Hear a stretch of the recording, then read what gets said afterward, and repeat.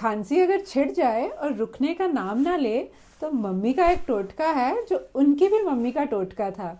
Here is a hack for you। Medium गरम pan पे डालें 2 चुटकी नमक। नमक जब हल्का सा गरम हो जाए तो डालें 1 कप गरम पानी। अब ये बन गया तवे का पानी। अगर आप इसे सिप सिप करके पिएंगे तो खांसी एकदम बंद हो जाएगी। इससे आप गार्गल भी कर सकते हो। दादी नानी के नुस्खे हमेशा काम करते हैं। हैक पसंद आए फॉलो फॉर मोर।